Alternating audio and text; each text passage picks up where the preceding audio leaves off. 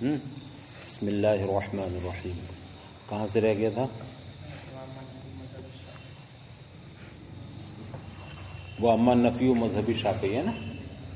وَأَمَّا نَفْيُ مَذْهَبِ الشَّافِعِيِّ فَمَبْنِيٌّ عَلَىٰ أَنَّ الْآيَةَ مُجْمَلَةٌ فِي حَقِّ الْمِقْدَارِ لَا مُطْلَقَةٌ كَمَا زَعَمَ لِأَنَّ الْمَسْحَ فِي اللُّغَةِ إِمْرَارُ الْيَدِ الْمُبْتَلَّةِ وَلَا شَكَّ أَنَّ مُمَاسَّةَ الْأَنْمِلَةِ شَعْرَةً أَوْ سَلَاسًا لَا تُسَمَّى مَسْحَ الرَّأْسِ وَإِمْرَارُ الْيَدِ يَكُونُ لَهُ حَدٌّ وَهُوَ غَيْرُ مَعْلُومٍ فَيَكُونُ مُجْمَلًا. وَلِأَنَّهُ إِذَا قِيلَ مَسَحْتُ بِالْحَائِطِ يُرَادُ بِهِ الْبَعْضُ وَفِي قَوْلِهِ تَعَالَى فَامْسَحُوا بِوُجُوهِكُمْ الْكُلَّ فَيَكُونُ الْآيَةُ فِي الْمِقْدَارِ مُجْمَلَةً فَفِعْلُهُ عَلَيْهِ السَّلَامُ أَنَّهُ مَسَحَ عَلَى نَاصِيَتِهِ يَكُونُ بَيَانًا لَهُ. کل حضرت امام مالک رحمۃ اللہ تعالی علیہ کا جواب دیا تھا. ان کا مذہب کیا تھا؟ پورے سر کا مسح کرنا فرض ہے. ٹھیک ہے. امام شافعی کا مذہب کیا تھا کہ ایک بال یا 2-3 بال کا بھی مسح کر لیا تب بھی فرض ادا ہو جائے گا. تو امام مالک کے مذہب کا جواب یا ان کے مذہب کی نفی تو کل کی تفصیل میں کل کے سبق میں گزر گئی.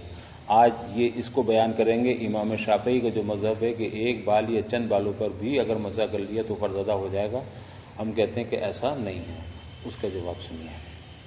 کہتے ہیں امام شافعی رحمۃ اللہ علیہ کے مذہب کی نفی اب بیان کرتے ہوئے فرماتے ہیں کہ ان کا جو مذہب ہے وہ نفی مذہب امام شافعی مبنی ہے اس بات پر کہ آیت کریمہ مجمل ہے حق کی مقدار میں. امام شافعی کی دلیل یہی ہے نا کہ جس طرح آپ فَامْسَحُوا بِوُجُوهِكُم میں پورے چہرے کو آپ داخل کرتے ہیں کہ تیمم پورے چہرے کا مسح کرنا فرض ہے، اسی طرح جیسے بِوُجُوهِكُم ہے وہاں یہاں بِرُؤُوسِكُم ہے تو وہاں پورے چہرے پر مسح کرنا فرض ہے تیمم میں، تو یہاں وضو میں پورے سر کا مسح کرنا فرض ہوگا. دونوں کا ایک ہی حکم ہوگا. بھائی حضرت مطلب وہ آیت تیمم میں جو ذکر کیا گیا ہے وہ آیت تیمم میں کیا ہے؟ یہی ہے نا فَامْسَحُوا بِوُجُوهِكُم، تم اپنے چہروں کا مسح کرو. تو پورا چہرہ یا چوتھائی یا تھوڑا سا چہرہ؟ پورے چہرے کا. بالکل اسی طرح سے فَامْسَحُوا بِرُؤُوسِكُم ہے. تو امام شافعی کہنا یہ ہے کہ یہ آیت مطلق ہے بالکل، لہذا مطلق ہونے کی بنیاد پر پورے سر کا مسح کرنا ضروری نہیں. اگر ذرا سا بھی پورا چھوا دیا تو بھی کافی ہو جائے گا. یہ دلیل میں وہ پیش نہیں کرتے ہیں. وہ تو یہ کہتے ہیں کہ صرف فَامْسَحُوا بِرُؤُوسِكُم ہے. اب مسح پا لیا جائے. مسح پانے کی صورت چاہے وہ 1 پورے کی ہو یا 2-3 پورے کی ہو یا چوتھائی سر کی یا پورے سر کی جو بھی ہو، تو اس لیے ان کے یہاں 1-2 بالوں کا بھی مسح کر دینا کافی ہوگا. تو اب اس کا جواب ہم یہ دیتے ہیں کہ نہیں، معاملہ یہ ہے کہ امام شافعی جس آیت کو پیش کرتے ہیں وہ آیت کریمہ مجمل ہے. کس بارے میں؟ مقدار مسح کے بارے میں. کتنے سر کا مسح کیا جائے گا آیت میں تفصیل نہیں ذکر کی ہے، آیت مجمل ہے. اب اس مجمل کا بیان ہمیں چاہیے فعل رسول، عمل رسول سے. اب ہم دیکھیں گے رسول کریم صلی اللہ علیہ وسلم کا عمل کیا ہے. جو آپ کا عمل ہوگا وہ بیان واقع ہو جائے گا اور اس اجمال کی تفصیل وہی بیان ہوگا. ایک جواب تو یہ ہوگا. دوسرا یہ آگے سنیے.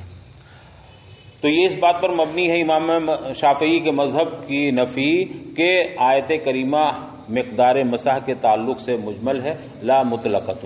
یہ آیت مطلق نہیں ہے بلکہ مجمل ہے.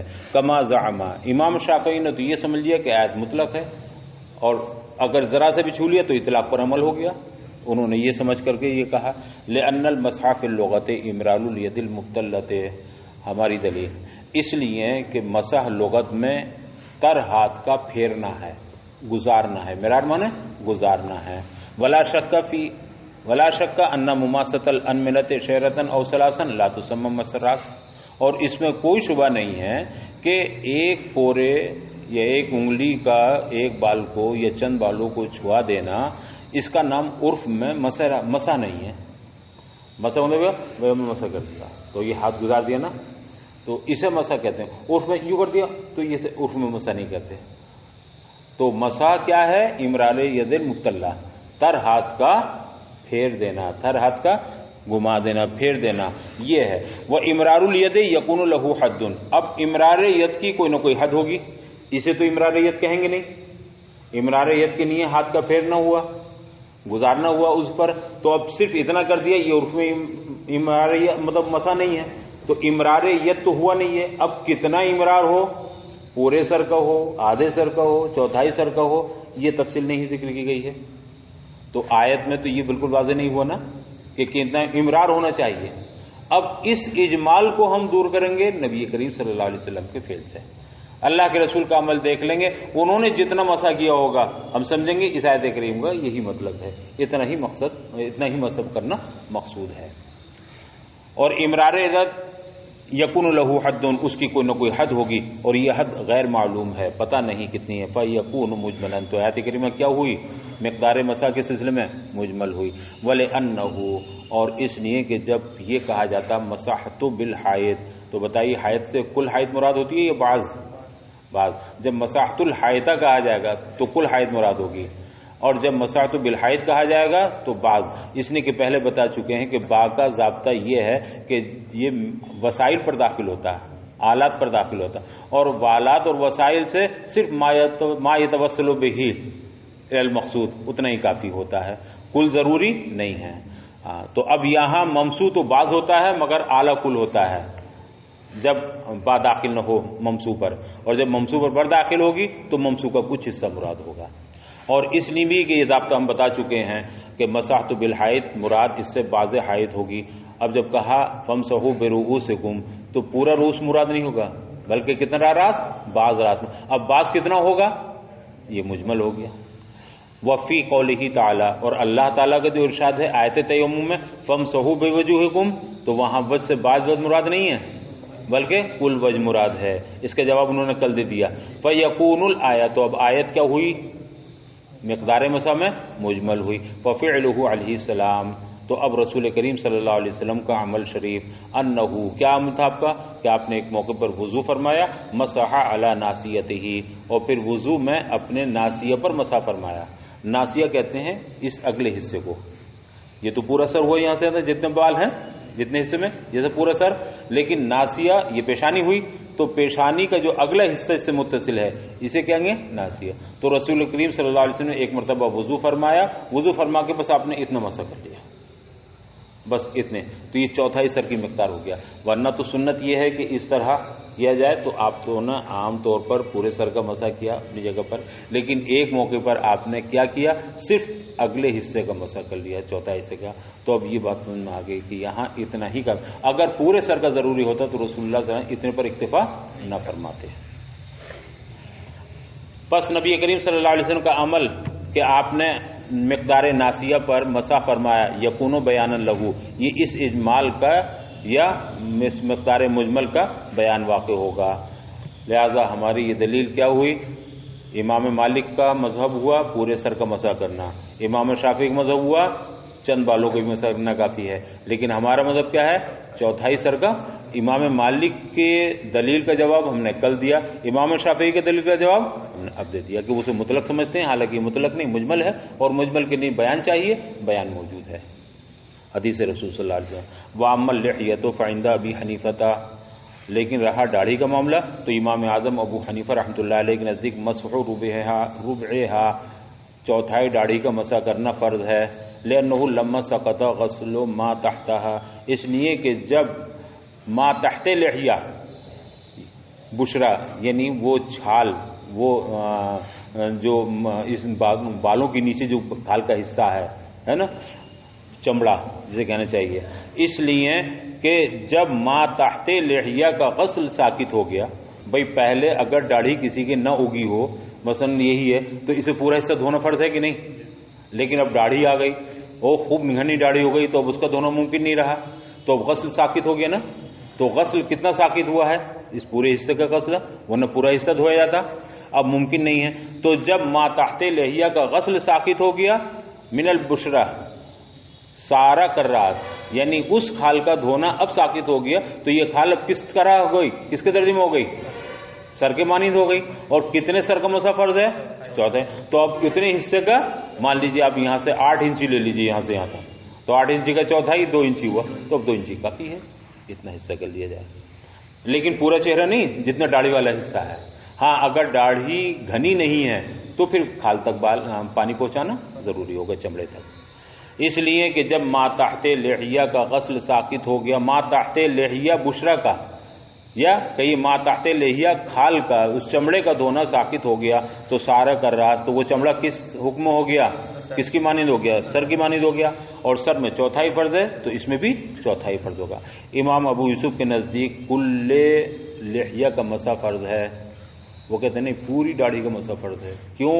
لأنه لما سقط غسل ما تحتها من البشرى وقیم مسح مقام غسل ما تحتها، وہ یہ کہتے ہیں کہ جب ما تحت لحیہ کھال کا چمڑے کا حصہ دھونا ساقط ہو گیا تو اب اس لحیہ کا مسح اس کے ماتحت غسل کے قائم مقام ہو گیا۔ تو بتائیے پہلے غسل پورے کا ضروری تھا یا چوتھائی کا؟ پورے کا، اب وہ ساقط ہو گیا، اس کا قائم مقام کیا ہے؟ مسح۔ تو جو اصل جتنا مقدار اصل کی تھی اتنی مقدار فرق اس کی بھی رہے گی، قائم مقام کی تو پوری مقدار داخل تھی تو پوری مقدار داڑھی کی بھی داخل رہے گی۔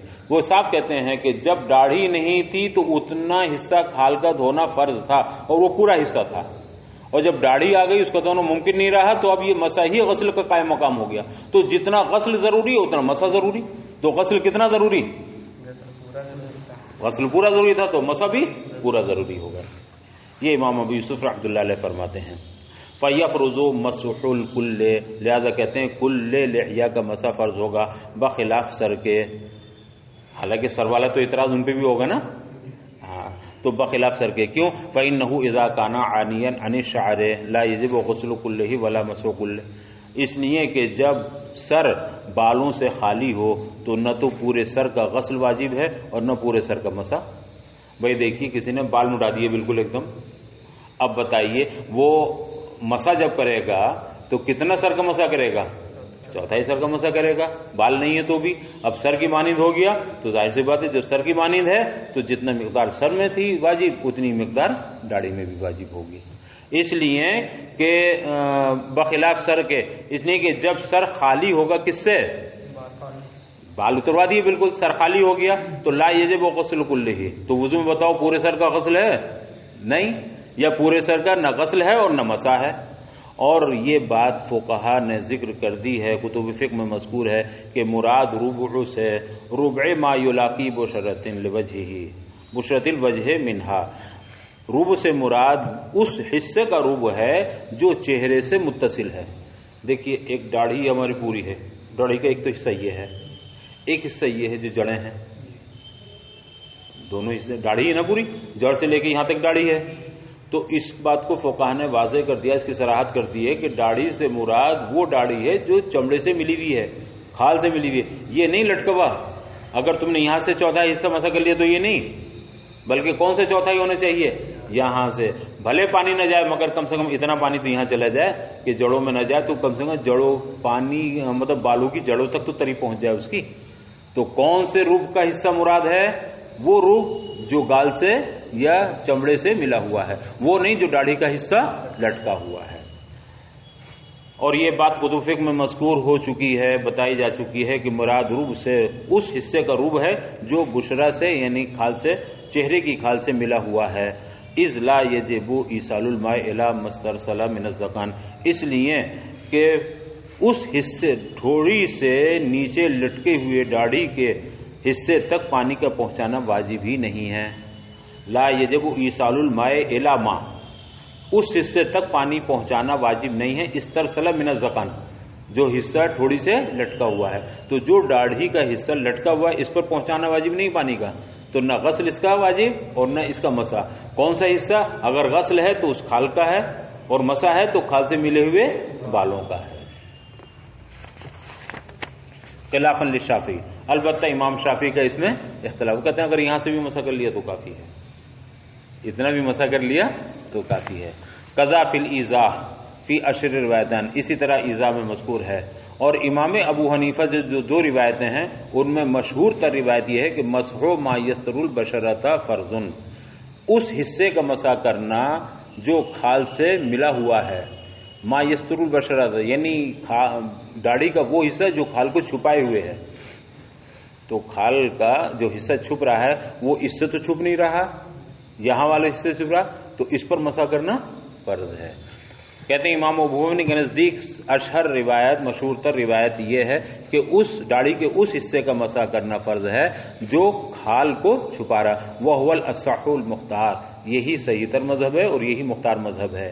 ایسے ہی قاضی خان کی شرح جامع صغیر میں بھی مذکور ہے، وَإِذَا مَسَحَ الرَّأْسَ ثُمَّ حَلَقَ الشَّعْرَ، پھر جب کسی متوضی نے، وضو کرنے والے نے مسح راس کر لیا، سر کا مسح کر لیا اور پھر بالوں کو منڈا دیا، جا کے اس طرح پھلوا دیا، تو لا یجب الاعادہ، تو اب دوبارہ مسح کی حاجت نہیں ہے، ضرورت نہیں ہے۔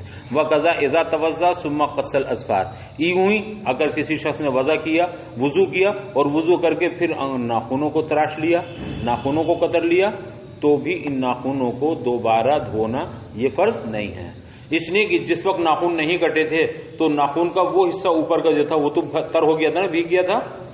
اب جو بھیگ گیا تھا ظاہر سی بات ہے وضو مکمل ہو گیا تھا، اب جب وضو مکمل ہے تو اب ناقض وضو چاہیے وضو ختم کرنے کے لیے، تو اب ناخن کاٹنا ناقض وضو تو ہے نہیں، لہذا اب اس کا دوبارہ دھونا ضروری نہیں ہوگا۔ تو اگر بال پر مسح کر کے بالوں کو اتروا دیا تو سر کے مسح کی عادی کی ضرورت نہیں، وضو کر کے ناخن تراش لیے تو پھر کٹے ہوئے ناخن جو اندر سے نکلے ان کو دوبارہ دھونا واجب نہیں ہوگا۔ چلو اب کرتے ہیں۔